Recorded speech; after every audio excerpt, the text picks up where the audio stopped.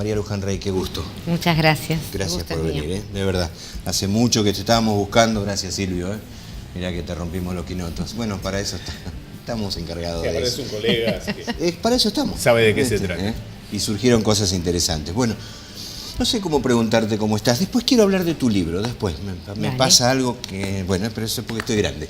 Pero hablemos de vos, de lo que te generó pensar que un tipo que estaba como quería, ¿no? En un lugar de privilegio de la política, viviendo como quería, con el acceso que quería porque tenía un buen ingreso. Hoy está limitado a vivir en un 2x2, con una letrina al lado y demás, con una condena. Pensar que hizo llegar la electricidad a un campo de Zárate, donde tiene sus pájaros y una cosa impresionante de gente que lo conoce por dentro. Yo digo, ¿cómo todo se da vuelta? ¿Qué te pasó a vos con esta condena? Bueno, en primer lugar, lo primero que sentí junto al resto de los familiares es: logramos ese imposible, logramos eso que todos nos decía que nunca iba a llegar. Condenar al máximo responsable de la tragedia de Once, condenar a Julio De Vido. Ya habíamos logrado la condena de Jaime de Schiavi y de Cirigliano, que hoy parecen personajes menores, pero encarnaban el poder político y económico de nuestro país en el 2012, cuando fue la tragedia de Once. No nos contentamos con eso, había más responsables y aunque hubiéramos tenido todo el derecho del mundo de decir, bueno, los familiares hicimos todo lo que estaba a nuestro alcance, ya está, necesitamos dar una vuelta de página, sabiendo que la justicia indicaba a otros responsables, decidimos seguir esta pelea, que es larga, que es dolorosa, que siempre fue desigual, que siempre fue despareja. Entonces, cuando escuchamos la condena fue una sensación de celebrar un gran logro. También es cierto que, como escuchamos que se lo sobreselló de uno de los delitos, uno en el fuero íntimo dijo, hoy tenemos que seguir doloso, ¿no? El estrago culposo. ¿Culposo? Sí, es culposo. Entonces, bueno, acá no se termina, tendremos que esperar al 10 de diciembre, escuchar los fundamentos del tribunal, ir a las apelaciones en casación, el mismo camino que hicimos con Ricardo Jaime. Ricardo Jaime también había sido condenado solo por la administración y nosotros revertimos ese sobreseimiento del estrago en la instancia de casación. Así que tenemos mucha confianza en que vamos a poder revertirlo, pero sí es cierto que es mucho tiempo de lucha, que uno también dice, bueno, ¿cuándo va a ser el día que esto finalmente se termine?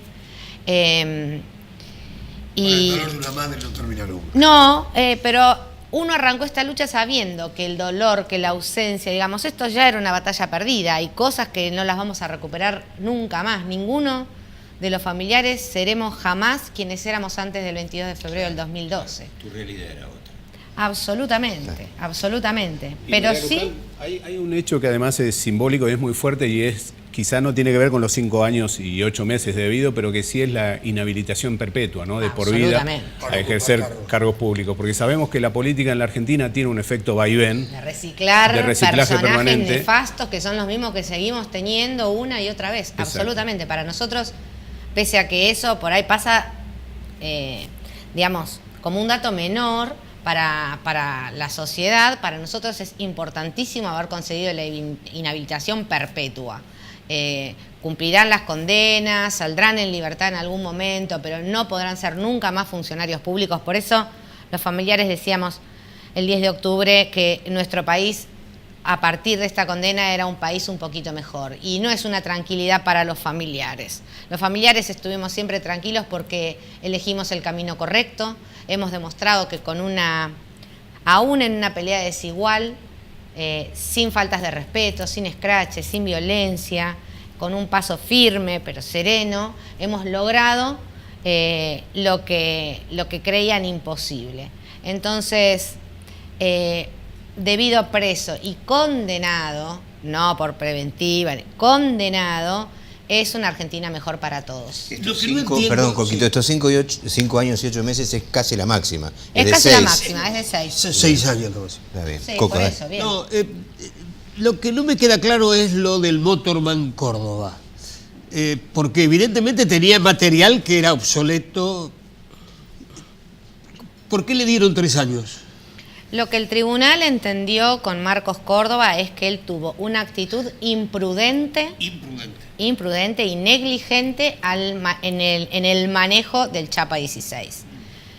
Para los familiares, por ahí para decirlo más en criollo, es Marcos Córdoba fue el responsable del choque del tren, de que el Chapa 16 no frenara a tiempo y chocara contra el andén 2, el parachoque del andén 2.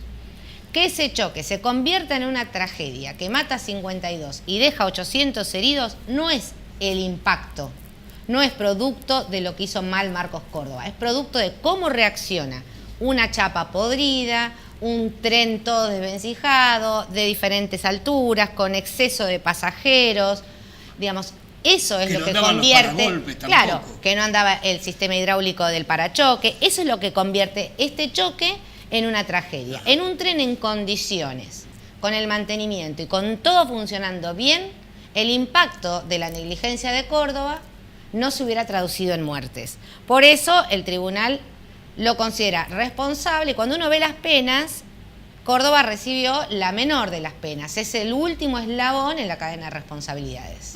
¿Y Gustavo Simeonov, el ex titular de la Unirren, que fue absuelto? Ha sido sobreseído. Bueno, ahí tendríamos que esperar a ver cuáles son los fundamentos del tribunal, que lo vamos a conocer el 10 de diciembre, para saber cuáles son las razones por qué de este sobreseimiento y estudiar en todo caso. Es cierto que para Simeonov nosotros solo pedíamos por el delito de la administración fraudulenta, no del estrago, y habíamos pedido una pena de 4 años y 6 meses. Más o menos parecido pidió la Oficina Anticorrupción y el fiscal de la causa. Así que bueno, tendremos que esperar a ver qué dicen los fundamentos. ¿Cómo tomaron la forma de callar el tema de la presidenta en aquel momento, Cristina Fernández de Kirchner? A veces uno hubiera preferido que realmente se callara, porque las veces que decidió abrir la boca fue para provocar, para generar más dolor, para ningunear el dolor de los familiares. Recuerden haciendo chistes cuando inauguraba la estación de Villaluro, sí, diciendo que Transformación lo llevaba puesto. Después de haber dejado el poder, en una entrevista con un periodista afín a sus ideas, le dice, bueno, Chiche, si no frenás y chocás, desconociendo todos los fallos de la justicia, ¿no? Y todos los antecedentes que había sobre el ramal Sarmiento, ¿no? Respecto sí, a avisos de que esta situación se podía producir, porque acá indudablemente hasta está en discusión hasta la propia palabra tragedia, ¿no? Cuando hablamos de una... Parece que no te cargas ni el dolor encima siendo responsable de lo que te corresponde, escuchándolo a Devido en algunas palabras finales. Digo, dicho... nadie se hace cargo por lo menos de haber dicho, bueno, me cupo esta. Devido nos dijo en el 2012 que nosotros contábamos los 52 que murieron y no contábamos todos los que habían bajado vivos. Esa fue frase de Devido. No sé por qué, por ahí trascendió mucho más y se le dio mucho más lugar. Supongo que por la protección que ya tenía Devido en ese momento. La frase de Schiavi también desafortunada e infeliz, diciendo que si esto ocurría un feriado no hubiera sido tan grave. Pero Devido ha sido tremendo. En las primeras indagatorias se animó a decir que el más dolido con todo esto era él. Claro. Y bueno, nada, y hoy uno lo escuchamos en las últimas palabras, obviamente no nos sorprende, conocemos su calaña, pero nada, cuando se pone más o menos a la altura de Jesús. Hay mucho de provocación también en ese tipo de palabras, sí, creo, ¿no? Sí, bueno, en un momento dijo que las víctimas no iban a tener paz si él era condenado. Vos dijiste recién que había sido muy difícil, ¿no? Una gran lucha, totalmente desigual. Pensaron en bajar los brazos. En algún momento uno llega, viste, frente al cachetazo, ves la estructura y decís, ya está. No, la verdad es que no. Es que afortunadamente los familiares, cada uno de los obstáculos, cada uno de estas piedras que fuimos encontrando en el camino, las tomamos como una oportunidad para fortalecernos, para unirnos más, para reafirmar nuestra convicción de que teníamos un objetivo que era inalterable, que no íbamos a ir por menos que justicia. ¿Cuál fue la piedra más grande, María? ¿Cuál fue la piedra más grande que tuvieron? Y fueron muchas. ¿Cuando se desmembraron las querellas, por ejemplo? No, porque ¿No? la verdad es que las querellas que se bajan antes de empezar el primer proceso oral y público no contaban con familiares de víctimas. En su mayoría eran heridos, no eran familiares que nosotros tuviéramos contacto. Eran más bien heridos. La querella de los familiares es la que sigue hasta el día de hoy, que somos muchos. Más allá de que a veces preguntan cuántos son, bueno, la realidad es que de las 52 víctimas, muchos vivían en el interior, su familia, muchos eran de otros países, muchos no pudieron conformarse como querellante, y si bien no son parte de la causa, sí son parte de este reclamo, y sí están en los actos y en las actividades con nosotros, pero muchas, el intento de quebrar la unidad del grupo, ofreciéndole a algunos familiares algunas cosas. ¿Compensaciones económicas? Sí, de todo tipo. Al abogado también, ¿eh? Sí, al abogado también. Yo creo que una de las... Fue tan claro, el abogado fue el tío... El tío de Lucas. Es el tío de Lucas. Sí. Que de abogado, vos lo ves, lo que menos tiene es pinta de abogado, ¿no? Es rockero el tipo. Sí. Es más, tenía toda la banda armada para irse a rockear, Sí. y se hizo cargo. Y creo que con tu exmarido y vos dijeron, bueno, sean ustedes la cara y yo me encargo, porque apareció ahora. No le dimos chance. Apareció ahora. Sí. Y entonces dice, alguien le sugirió alguna vez, ponele los ceros que quieras. No importa, ponelo en dólares, claro, el techo es el cielo. O sea, más claro, Hay imposible, algo que todavía no sé, tal vez porque no he leído la causa, ¿no? Que tiene que ver con la demora en encontrar el cuerpo de tu hijo. Esa es otra causa que se armó. Lucas aparece 60 horas después arriba del tren. Sí, sí. No hay mucho para investigar, entiendo yo, por sentido común. Lucas aparece arriba del tren. Alguien estuvo a cargo del operativo, alguien, porque lo consideró, dio por cerrado el operativo el 22 de febrero, pasado el mediodía, cuando ya habían retirado los cuerpos para la morgue, cuando ya se habían retirado los medios, cuando ya se había retirado el SAME, cuando ya se había retirado todo y tenían todo el tren a su disposición antes de entregárselo a la justicia para que lo custodiara la metropolitana. 3 comisarios de la Policía Federal deciden dar por cerrado el operativo de búsqueda y no vuelven a revisar ese tren. 2 días y medio más tarde, nosotros indicamos en qué lugar subió Lucas, fueron a ese lugar arriba del tren y ahí estaba. Esto derivó en una causa que lamentablemente tardó 5 años en llegar a juicio oral. El fiscal de esta causa fue el fiscal Federico Delgado. Durante la instrucción, el fiscal Federico Delgado hace un requerimiento de elevación a juicio diciendo que sobran las pruebas para estos 3 comisarios que estaban siendo acusados de incumplimiento de deberes de funcionario público. Que el ojo avisado de un bombero tenía que sí o sí ver a Lucas, que se lo veía a simple vista. Al fiscal Delgado, cosa que no suele suceder, le toca ser el fiscal del juicio. Y sin que se introdujera ninguna novedad durante las 5 audiencias del juicio que llevó la doctora Servini de Cubría, Delgado, sin hacer ninguna sola pregunta, sin tomar nota, sin preguntarle nada a ningún testigo, cuando llega el momento del alegato, pide el sobreseimiento, la absolución de los 3 comisarios. ¿Qué fue lo que él le hizo cambiar tan rotundamente? Es inexplicable, por eso hemos ido a casación. ¿Ustedes estiman? Yo, en lo personal, Sí. no sé si Federico Delgado necesita que lo presionen. Yo sinceramente no lo creo. Sí creo que tuvo varias demostraciones de cobardía. Por ejemplo, que la sentencia fue leída 1 hora después de los alegatos. Y el fiscal Federico Delgado ni siquiera bajó para estar presente en el momento de la sentencia. Ni siquiera bajaron sus secretarios. Obviamente cuando salimos, la familia de Lucas expresó lo mismo que estoy diciendo hoy y que puedo reiterar todas las veces que se me pregunten. No hizo una sola pregunta, puede verse eso en las versiones taquigráficas. No llevó para anotar ni siquiera una hoja en blanco y una lapicera. y vaya a saber por qué cambia su postura tan radicalmente.